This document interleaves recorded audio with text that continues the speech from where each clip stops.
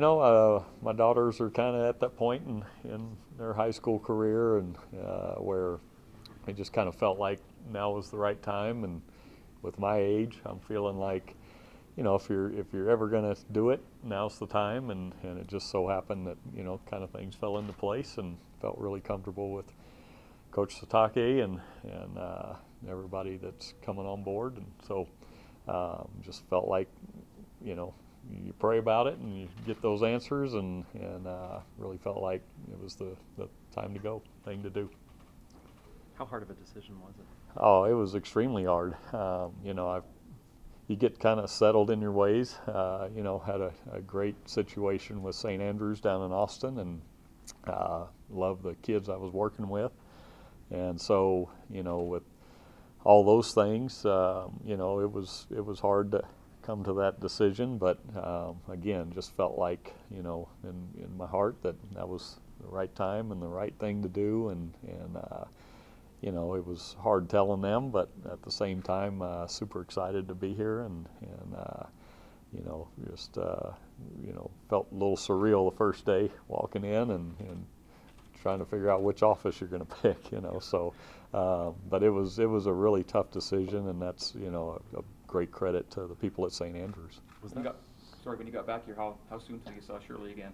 Yeah, I think Shirley was around a couple days later. She made her way in. It was holiday break, and so not many people were around, which was kind of nice to be able to come in and settle in. But it was great to see Shirley and have her around still. Love the people that I had an opportunity to be around when I was here as a player and student, and thankful that some of those people are still here. Yeah, back in the day, she's one of the few, right, that would still be here? She is. She's been in for the long haul, and so it's great to see friendly faces. What do you say to the skeptics who don't think a, quote, high school coach can step in and coordinate a major college offense? Well, that was something I thought about, trying to make the decision to come in. It's, obviously a big jump that way, but I saw Chad Morris. He coached at the high school my daughters went to and knew him, and he made the jump to Tulsa and did some great things there. And then obviously Clemson, and now the head coach at SMU. So, I was well aware of the pressures here and the scrutiny that may come with it, but felt like, that given the opportunity and people, believed in me, that we're going to jump right in and go to work, and there's going to be some learning curves and some things maybe that come up that haven't been involved with before on that side of things at this level. But I feel like, with the guys we're going to have around me and around our staff, that I'll be a quick learner, and hopefully we'll overcome those things. Coach Lamb mentioned that there are actually more similarities going from being a high school head coach to the college. Is there anything from St. Andrews that you feel like you can take in particular into this job? Well, definitely. Being a head coach, I wore a lot of hats at a small school like that.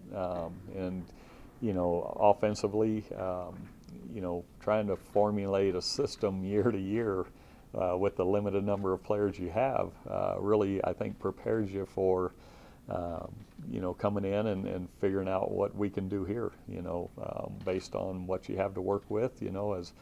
As a coach, it's my job to figure out what we have to work with and then scheme around those guys. There's certain things you come in with an idea you'd like to do, but as you go through spring ball and you get an idea of what those guys can do best, then we'll kind of tailor the offense towards that skill set. And that's something I learned a long time ago, and Norm Chow, I thought, was a great example of that he took the talent he had and allowed them to be successful by game planning and scheming and putting a system in around what the talent level was that he had. Will you be the quarterback's coach as well? I will. That's the plan right now. I'll be working with the quarterbacks closely, and excited about that. That's a great group. Obviously, you tailor to what you have, but ultimately, what would you like to do? You said you come in with an idea. What is that idea? The idea is to come in and be balanced. I played here, and I saw a stat on Twitter. Somebody posted yesterday that, my stat line from the Hawaii game my senior year, I was 14 of 20. So people kind of have the impression that we threw it every down here back then, and you know, there were games where we did have to throw it 40 or 50 times, but, you know, for the most part, it was 25 to 30, and we ran the ball. You know, there's been 1,000-yard rushers here, and you want to be balanced. You know, in today's game, you've got to keep the defense honest and stay, you know, within sight of the chains, and you know, take possession and move the football. And we'll take our shots. You know, we're going to have some opportunities, but you know, I'd like to see a little more use of the tight end. Obviously, you know, be some two back, and you know, we'll get to multiple formations. So again, you know, as I told the guys this morning, if you can play, we'll find a spot for you, and we'll create some opportunities for you. So that'll be up to kind of what we have to work with come August. What do you think of Tanner? This is a freshman coming in playing as well as he did, and how much you're looking forward to coaching him? Well, Tanner's a very poised young man, you know, and obviously he's been on a mission and a little older than your typical true freshman, but to come in and have to play in that situation, you know, is remarkable with what he did, you know, because he didn't have an off season to get ready and some of those things just getting back. So can't say enough good things about the way he handled himself and the way he played, and I know he's excited to have an off season and get his body going and get his feet underneath him for the next year. Ty, what are your conversations, if you can share them, with Taysom and those two quarterbacks going into your first spring? I know Taysom will still be out hurt. Sure, it's you know, conversation have been great with Taysom. You know, he's a great person, and I've had a relationship with him over the last couple years. Just you know, nothing where we talked every week, but every time we saw each other, we talked a little football, and have really appreciated what he's brought to the program. And so, you know, definitely hope he's back. You know, we want him here, and I said it, you know, a couple years ago. He's probably the greatest athlete to play the quarterback position here. No offense to Steve Young, but you know, Taysom's put together a lot better than Steve was. But yeah, go ahead. He gives me a hard time about my chicken legs, so I got to take my shot while I can. But you know, I mean, Taysom's a great player, and we want him back. He's been a leader for this team and unit, and you know, I told the guys today, I said, there should be competition at every position, and that's what makes you great. Not that you can't work together through it, and everybody just needs to focus on being the best player they can be and let the coaches figure out the rest. Talking about your quarterbacks, are you going to play under center mainly, or are you going to let them play shotgun? What are you going to have them do? We'll do both. Okay. You know, I'd like to see us under center some, and you know, I think with play action and some of those types of things, you sell it a little better. But again, you know, if Taysom's there and he gives just the threat of him running, you know, keeps people at home sometimes. So, you know, we'll scheme and we'll game plan, and it may be a week-to-week type of thing, depending on what we see up front, and try to give our guys a chance. So, you know, I expect us to be multiple in everything we do, formations, personnel, under center, shotgun, whatever it is. We're gonna, you know, try to find ways to create opportunities. Are you prepared to put in all the work that's necessary as a recruiter? I wouldn't be here if I wasn't. You know, I know what I'm getting into. I've tried to educate my wife when we were going through this decision, and she really wanted to see me make this move. You know, she's kind of seen me at the high school level and some of the frustrations I've had with limited resources to work with. So she really was pushing to go for it. And so with that, you know, I've let her know, you know, I'm going to be on the road in the spring, and going to put some time in. We've got recruits coming in the next few weeks and weekends, and so, you know, I'm going to have to be here, and they'll move out in July, and so I'm prepared to do whatever I need to do to see things continue to be successful here. What has Coach Lavelle Edwards said to you, advice? Oh, he's a great man. You know, nothing but great memories of Coach Edwards, and we've stayed in contact. And he's tried to get me here on a couple other occasions, and just, you know, you need to be here, kind of thing. And so, you know, through this whole thing, he's just been a great support. And you know, I love Coach Edwards, and you know, he's a guy that you can kind of go to and pick his brain on things, and you know, I did that when I took the job at St. Andrews. You know, how did you turn around BYU when you took the job, because they weren't very good then, and we weren't very good at St. Andrews. And he said, you know, just focus on the things you have and don't worry about the things you don't, because that's not going to change. And is great advice, you know. So I've tried to, you know, pick his brain whenever I can. So as you look at this building, every one of your games are on national TV now. You have your own TV network. So much is different from when you were here, but the brand of BYU football, as you see it from all those years out of state, where is it? Well, you know, I think the brand's in good shape right now. So, you know, I mean, Bronco and his staff did a great job. They've won a ton of football games. There's a lot of talent in that meeting room, and things are in good shape. You know, it's our job to keep it headed that direction and to try to keep improving. And, you know, so, you know, it's exciting to be here.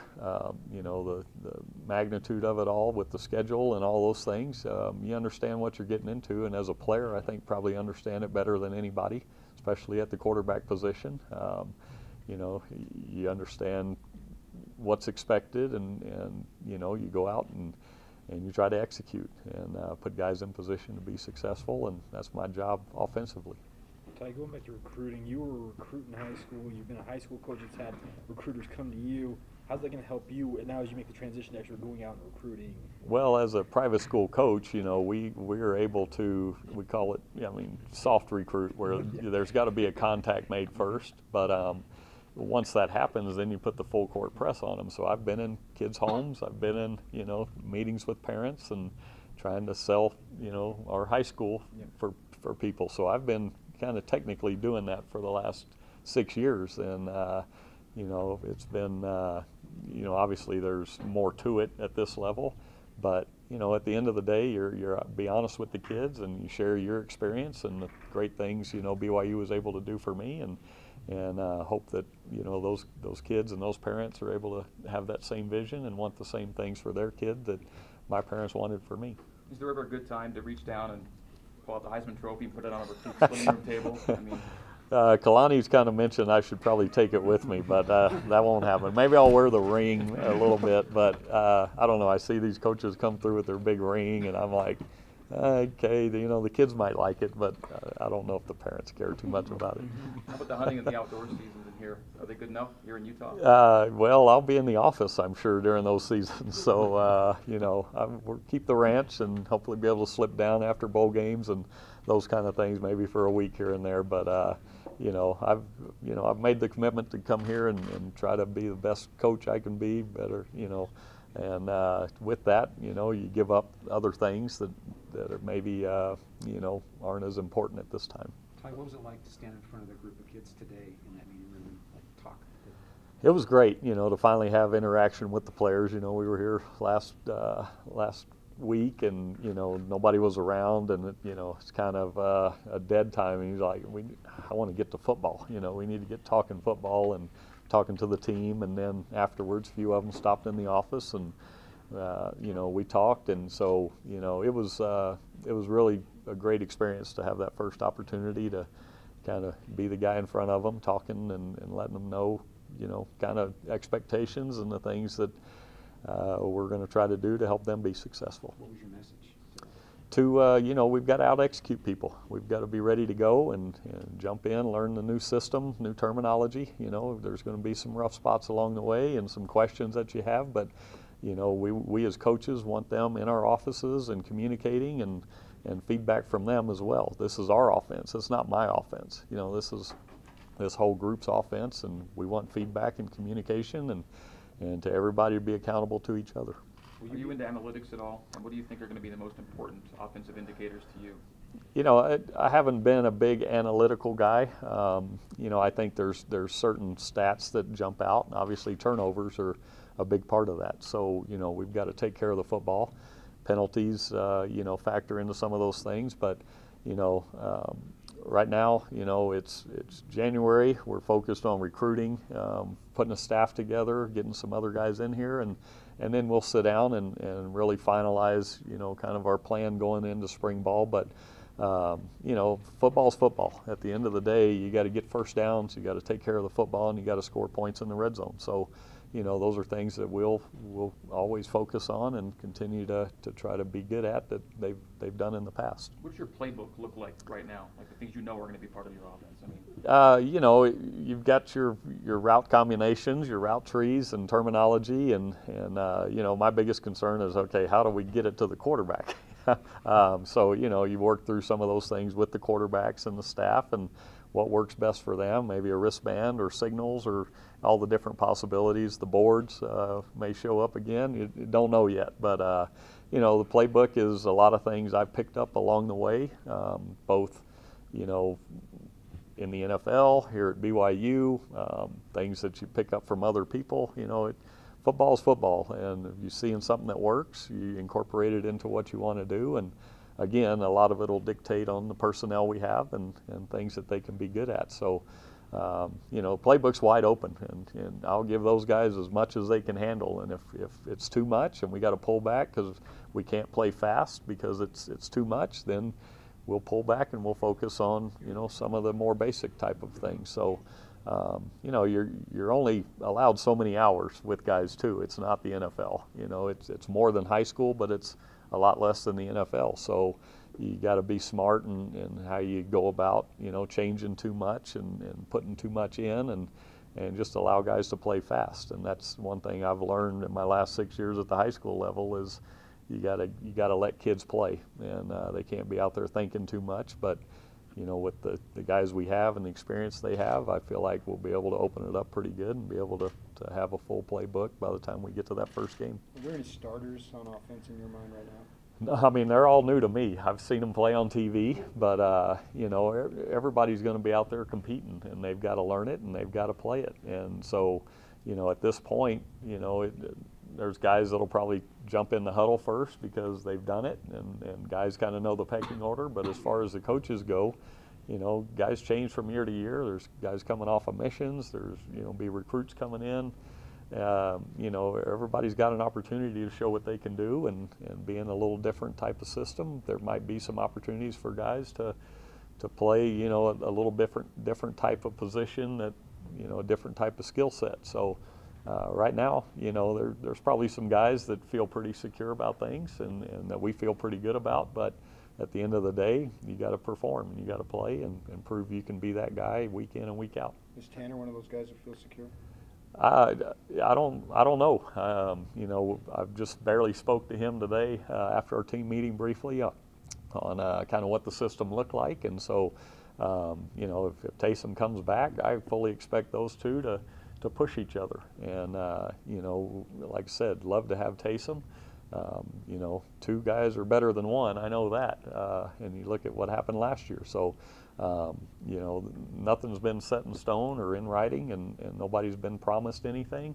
We want both guys back, and they ought to push each other and work together through this whole thing and support each other. And you got Bo Hodge sitting there, wondering where he fits in. And Bo's a great player. They wouldn't be here if they couldn't play. And so they should all want to be that guy.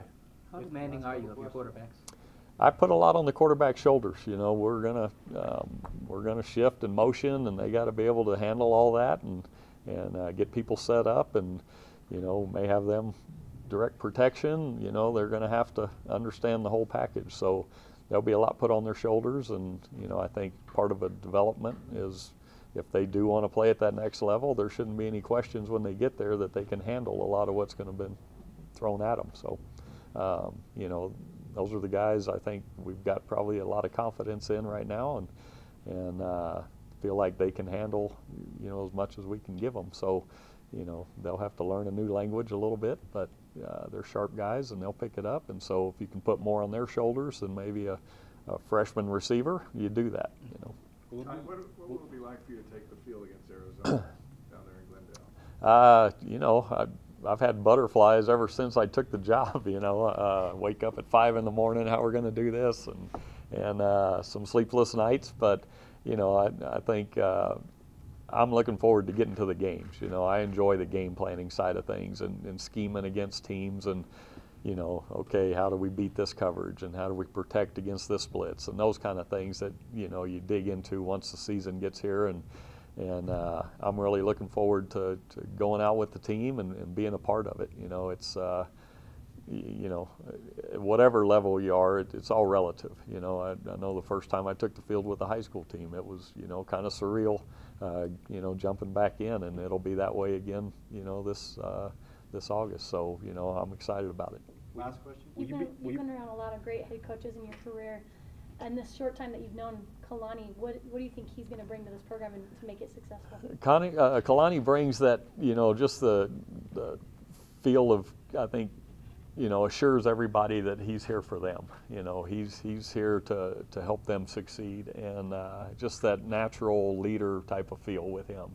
You know, he's not going to blow you away with speeches and try to create, you know, those kind of things. He wants guys to feel at home here and to feel a part of it, and I think we all feel that at this point. And you know, he's just a natural leader in that he doesn't feel like he's got to be the guy in front all the time. You know, he's asked, you know, how we feel about things in staff meetings and gets our opinions, and then ultimately makes the final decision. But man, you know, he's been great to work with thus far, and just feel real at ease, and giving you confidence that, you know, we're going to do this. And yeah, I think, you know, as a player, former player, I think you appreciate that. I know I did as a quarterback, that, you know, just that calming demeanor, that everything's okay, we do our thing, we do what we're supposed to, things will be good. Will you be the guy that makes the call on running out your offensive staff, or will it be Kalani's call? You know, we work in collaboration. You know, he's allowed me to kind of take it and run with it and interview guys, and then, you know, I always come back to him. You know, he's experienced, and, you know, I've hired guys at the high school level, and a similar process, but, you know, I want to get feedback from him too on his thoughts, and he knows some of the guys, and so it's a, you know, an effort. And talk to Ed Lamb, and Ed knows some of the guys, and so it's great to have experience around you, so that, you know, when we put a staff together, we're all comfortable with each other, and we know that we have the best interests of the program at heart.